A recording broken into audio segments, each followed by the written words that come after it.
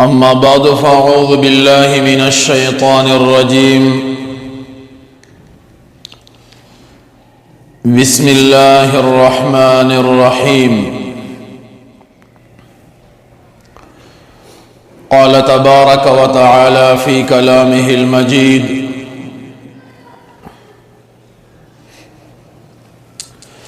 इन्नमल मुअमिनूना इख़्वा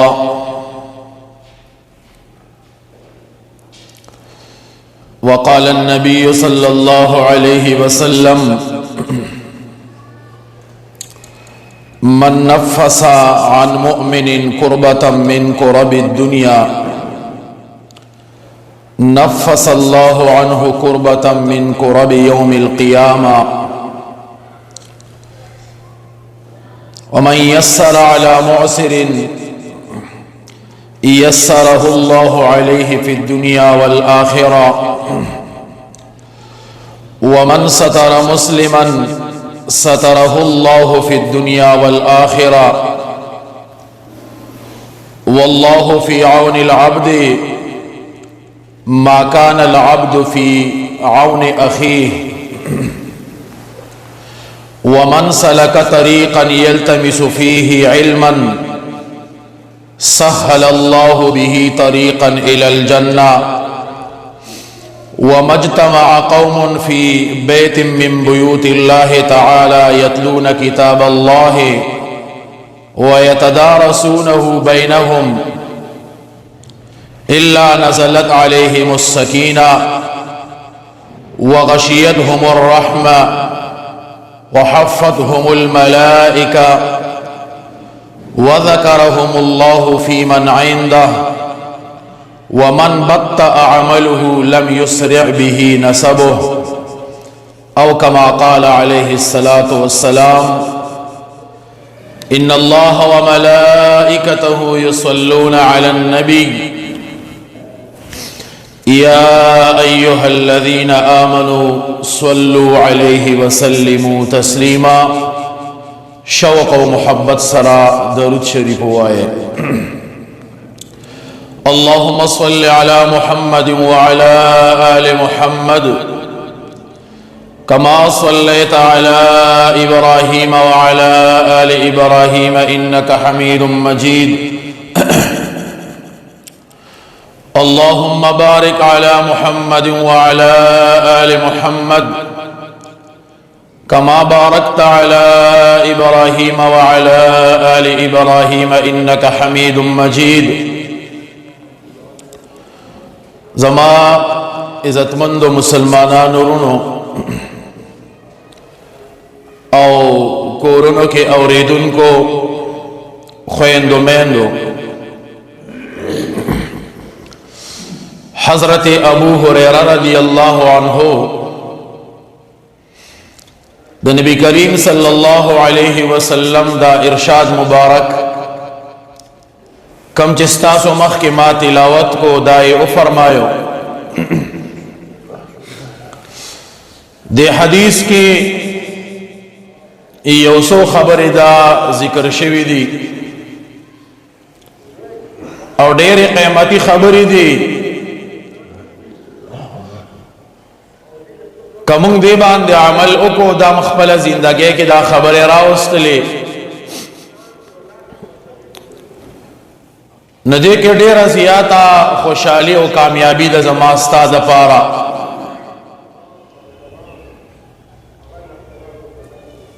यव खबरा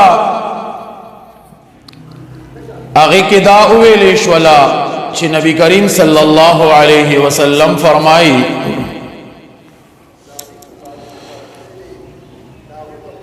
मन नफ़्फ़स अन मुअमिनिन कुर्बतन मिन कुरबिद दुनिया। ये मोमिन मुसलमान दुनिया की मुसीबत के दे, गम के दे, परेशाने के दे, बदहाले के दे औ बिल मोमिन राउलगी ददगी मुसलमान सरा ददगी मोमिन सरा पदी मुसीबत की मरस्तों की मदद की او ددنه هغه سختی او هغه تکلیف لري کی. نو نبی علیہ الصلوۃ والسلام فرمائی چې نفس الله عنه کربتا من کرب یوم القیامه، الله به دغه انسان نا د قیامت پورز چې د باندې کومه سختي راځي، کم تکلیفونه راځي، کم مصیبتونه او کم حالات راځي، نو نبی علیہ الصلوۃ والسلام فرمائی چې الله به د قیامت پورز باندې دغه دغه مصیبت او دغه پریشانی دالري کی. دنیا کې الله تبارک وتعالى سخلق وستارو لور کړي دي، الله ورله طاقت ور کړي دي، او سخلق داسې دي چې اغي کمزوري دي، یا داسې بیماری کې مبتلا دي، یا داسې بل څه پریشانی کې مبتلا دي. نو دې کم سړی وس چکیږي دې راولږي او د دې خپل مسلمان رور مدد او مرسته دی وکي په دغه مصیبت کې او په دغه پریشانی کې د مدد وکي. نو د سره په دنیا کې چې دی هغه مرسته وکړه، دنیا کې د دنا هغه مصیبت هغه سیز لري کو، نو د قیامت یو داسې ورځ را روانه ده، یو داسې میدان، یو داسې حالات مخې ته راتلونکي دي چې هلته کې بیا هیڅوک په کار نه راځي. حال دا د قرآن مجید کې الله فرمایي یوم یفر المرء من اخیه و امه و ابیه و صاحبته و بنیه. هلته کې هغه هر سړی چې دی ضرور نه برور تختی، و امه و ابیه د پلار نه بتختی، مور نه بتختی، و صاحبته و بنیه د بیبی نه بم تختی، د بچو نه بم تختی. وی داسې نه چې زمانه نیکی وغواړي، داسې نه چې زمانه یو عمل وغواړي،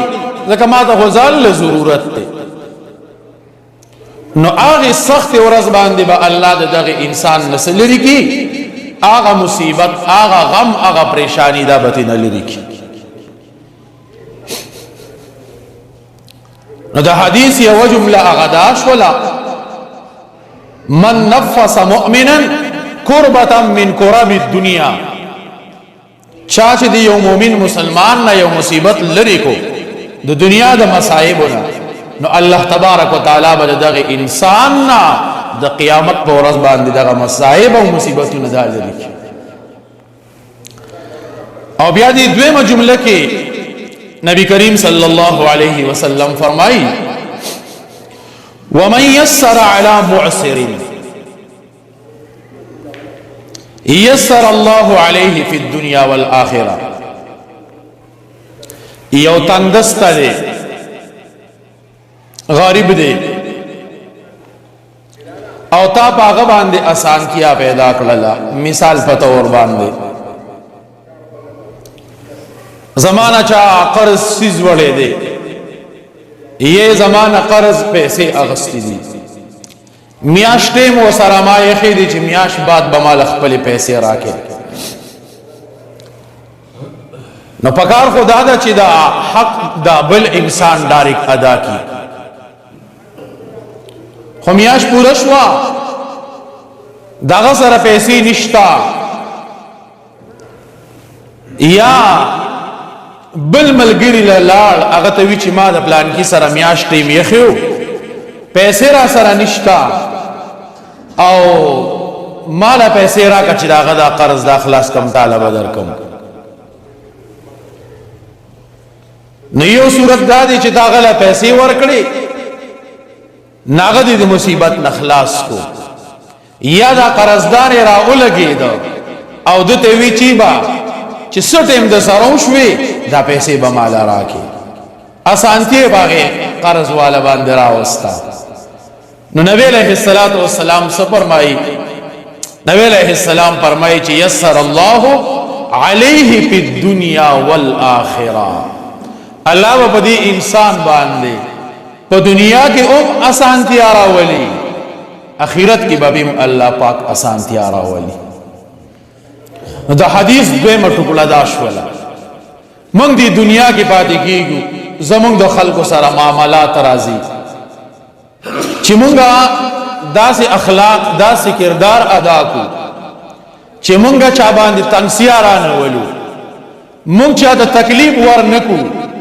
زموږ نه چې څومره ښه کیږي چې کوشش وکړو دومره ښه موږ د هر چا سره چې دی هغه شروع کړو. ځکه الله تبارک وتعالی د خپل بندګانو سره او د خپل مخلوقات سره ډېر زیات محبت او چې کله انسان کې دا ماده نه وي د محبت ماده کې پیدا نشوا د الله سره محبت دا دی الله هم برای راس لیدلې نه دی خدا الله سره محبت دا دی چې د الله د مخلوقات سره مونږه محبت وکړو پاغي باندې مهربان شو دا داسې ده چې گویا کې مونږ د الله سره محبت وکړو. بخاری شریف کې بل ورځ مونږه یو حدیث وې یو بوډه وا بدکارا خزوا په بدکارې باندې مشهور وا یو واری لار باندې روانه وا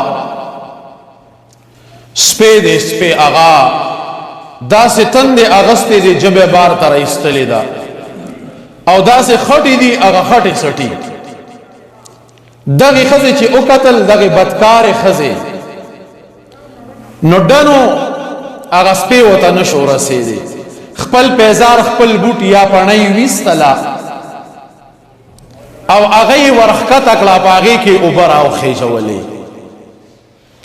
او هغه سپیته هغه وبکې خو دی الله تبارک وتعالى د هغه بدکار خزي د دې عمل د وجه نه بخشش او مغفرت نصیب د الله مخلوق ویازه دا نه دی چې تب انسان رحم وکا الله چې د څومره مخلوقات پیدا کړی دي زما ستا سره کور کې کچرګا ده کزما ستا سره بیزه ده کزما ستا سره بل ساروي دي غوا میخه خرو وغیره دي دا ټول د الله مخلوقات دي په دې باندې بسو رحم کو. حدیث کی راضی وی تاسو دنیا والا باندې رحم وکي اسمان والا بتاسو باندې رحم چي دي هغه وکي نو چې د کوم څه زمون سره واسطه ده چې مونږ د رحم د صفت د محبت د صفت خپل کو او بل بوډه وکور کې وکړه پښو وا هغه تړلې وا نه به ورله خوراک وی ورکاو نه به ورله سکاک ورکاو نه به کولاو پر خوده چې دا حشرات وغیرہ دا اخری هغه په دغه حالاتو کې مړ شو وی دا هغه بوډه الله پاک دغه عمل د وجه نه جهنم ته بوتله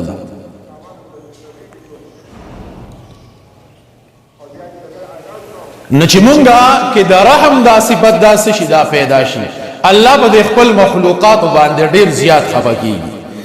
او ډیر امینه چې دا ور سره چې دی هغه کی. یو حدیث کی راضی من کان فی حاجت اخیه وکم مومن مسلمان چې د خپل مسلمان ورور په حاجت کې ولګید مطلب دا هغه یو کار دی ورلکی لګیا دی هغه مدد کی دی وسره تلې دی منډه ترله وسره وی کان الله فی حاجته دا مومن چې څومره د دې بل مسلمان په حاجت کې لګیا دی الله د دې انسان په حاجت کې لګیا دی نور څه غواړي ته د بل مسلمان حاجت پوره کې الله ستاسو حاجت چې دی غدا سکی دا پوره کی. نوح علیہ السلام قوم باندې چې کله طوفان راغی تمام قوم غرق شو تباہ شو سیلاب طوفان ختم شو.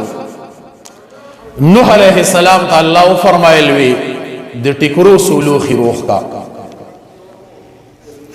نوح علیہ السلام لګیا دي د ټیکرو نه لوخي رغي ډیر شي لوخي تیار کړو بیا وت الله تبارک وتعالى فرمایل ودا مات کوس نوح علیہ السلام دا اللہ خدمت کی عرض کی یا اللہ پدې خو ما محنت وکړو ما به ځان ستړی کو دا دومره کار مې وکړو استاد حکم کوي چې ماته کې او ګوره کوم څه چې یو انسان په خپل لاس باندې روح کی تاسو ته پته د سوري به خپګيږي ډېر زیات به خپګيږي ولی ما به محنت کړې دي ما به کوشش کړې دي ما به ځان ستړی کړې دي نو دا هغه سیس ورانول او دا هغه سیس خرابېدو ته څوک نه پریدي ډېر زیات په خپګيږي نو د نوح علیه السلام زړه کې دا چې الله دا خو ما روح کړو ما به ځان ستړی کو تاسو اوس وایئ چې دا مات کا الله تو فرمایلی بس زما حکم دې ماته کا نوح علیہ السلام اغا تمام لوخی لٹکری اغا مات کلو اللہ تو فرمائل اے نوح علیہ السلام دا لوخی تا روخ کلل تا بدی باندې محنتوں کو مادتا حکم کھڑے بیا میں دتا دا ماتول حکم اوکو حال دا دی چی دا خټه خاوره دا ارسما پیدا کړی دي دا ارس سره چې دی هغه دا زما دي او ستا په زړه کې څومره خفګانو د دې په ورانولو باندې وی زمانه دې تپوس کړی دی چې کله تا ما ته دا وی رب لا تذر على الارض من الكافرين ديارا الله په مخدس مکه باندې یو کور چې دی هغه پرې نه دی ټول وران کا ټول تباہ کا ختم کا نو استا دا ختم زماوا حکمم زماو ستا په زړه کې څومره خفګان دا دومره مخلوقات دا ما پیدا کړې دي دا انسانان دا هر څه سره ما پیدا کړې دي په خپل لاس باندې نو دا چې زورانوم دا چې ما ورانول زبا خفنوم نو الله په خپل بنده باندې ډیر زیات خفه کیږي لہذا چې مونږه د هر انسان سره د انسان نه نفرت نکو داغه د عمل نه نفرت وکړو چې دغه د عمل بد دی د انسان نه چرته نفرت اونکه او درې جمله د حدیث نبی کریم صلی الله علیه وسلم فرمایل ومن ستر مسلما ستره الله في الدنيا والآخرة چاچه په یو مومن مسلمان باندې پرده واچولا وی الله بدی انسان باندې دنیا او آخرت کې پرده واچ تیرون موږ څومره ګناهګار یو او د باز خلق هغه جرم الله کار کی او په باز باندې پرده پرته ده نو موږ لا پکار دی چې په هر انسان باندې پرده اچو یو خبره مستثنا ده چې د کم کس په معاشره کې غلط کارونه خوريږي غلط کارونه په معاشره کې چې دی هغه کې خلق ته نقصان رسی معاشره ته نقصان رسی بیا په هغه سړي پرده نه اچي اب خلق ته خیخ کارا کې به ورتا او یو حدیث کې راځي نبی کریم صلی الله علیه وسلم فرمایي من عیر اخاه بذنب قد تاب منه لم يمت حتى يعمله یو انسان راو لگی دو بل انسان تا پیغور ورکی پا یو عمل باندے پا یو عیب باندے حال دا دی چی اغا دا غی گناہ نا توبہ کرلے دا دیو تاوی ما تا خود دا گناہ با دکاو تا خود دسوی حال دا دی چی اغی انسان دے نا توبہ استلے دا نبی علیہ السلام سے فرمائی لم یمت دا بل انسان بنا ملکی گی حتی یعملا تر سوچ دا عمل کرے نہیں اللہ بیتی با دنیا کے باس لم یمت نبا ملکی گی حتی یعملا تردی جزا عمل دا بخپل ملے کرے نو چپا چاکے عیب اوینو آغا باندے پردہ اچھو من سمر گناہگار یو بخپل باندے نو درے ما خبرہ نبی علیہ السلام سو فرمائلا چاچے با یو مسلمان مومن باندے پردہ واچا ولا الله به د باندې دنیا او آخرت کې پردې واچي. او بل خبره نبی علیہ السلام څه فرمایي؟ والله فی عون العبد ما كان العبد فی عون اخیه. وی ترسو پوری چې مؤمن مسلمان د خپل مسلمان ورور په مدد کې لګیا دی نو الله د دې انسان په مدد کې لګیا دی. چې څومره حاجتمند دي ضرورتمند دي دا غي سره مونږه منډه ترلو الله به زما ستا کارونه زما ستا په کار کې به الله سکی هغه به زموږ مدد کی. او پنځمه خبره نبی علیہ السلام سو فرمایلا ومن سلك طريقا يلتمس فيه علما سوچ چې په یو لار باندې روان شو او دې په هغه کې علم تلاش کی د علم په تکل باندې اوته نسهل الله به طريقا الى الجنه الله بدته جنت لار چې دې هغه سکی دا آسان کی د علم په یو لار باندې روان شوي هغه لار برته الله پاک سکی آسانی. حضرت جابر رضی اللہ عنہ دا یو صحابی 1500 کلومیٹر لارے دا یو حدیث تپارا والدہ دمشق کے